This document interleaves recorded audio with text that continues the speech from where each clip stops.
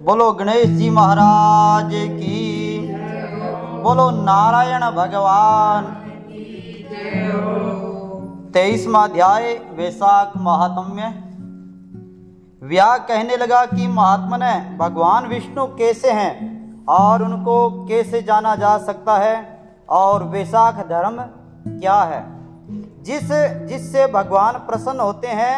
व्यास के इस प्रकार पूछने पर मुनि कहने लगे कि सर्वशक्तिमान, निर्गुण, निचेष्ट, अनंत, सच्चिदानंद स्वरूप और संपूर्ण चराचर विश्व के स्वामी, अब मैं उनके लक्षण बताता हूँ जिससे उत्पत्ति, स्थिति, संहार, आवृत्ति, नियम, प्रकाश, बंध और मोक्ष होते हैं।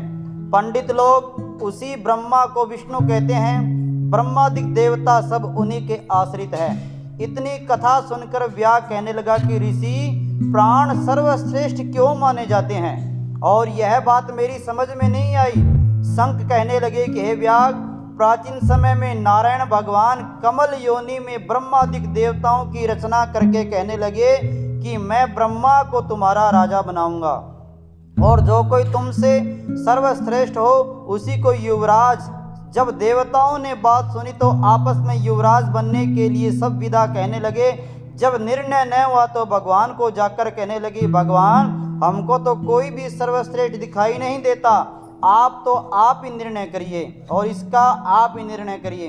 भगवान ने हंसकर कहा कि मेरे विराट रूप में से जिसके निकलने से शरीर गिर पड़े फिर प्रवेश करने से शरीर खड़ा हो जाए, यही श्रेष्ठ है।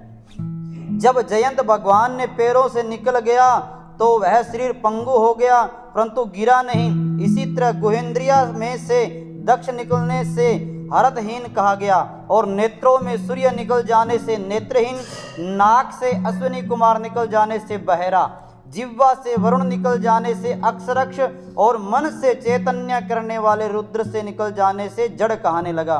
परंतु देह गिरी नहीं, और वर्ण पूर्व सब कार्य होते रहे, मगर फिर प्राणों के निकलते ही देह गिर गई और उसको मृत कहने लगे।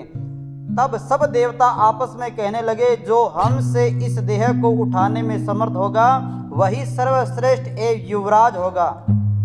सबसे प्रथम जयंत ने पैरों में प्रवेश किया तो पंगुपन पट गया परंतु शरीर उठा नहीं।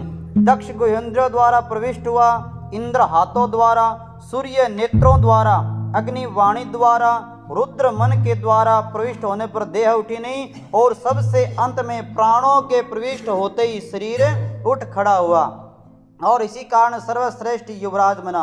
तब प्राण के समान के लिए सब सामवेद का गान करने लगे। इसलिए स्थावर और जंगम आत्मा के लिए यह सृष्टि प्राणात्मक है। प्राण ही जगतपति है, प्राण बिना जगत कुछ भी नहीं। बोलो नारायण भगवान। ओ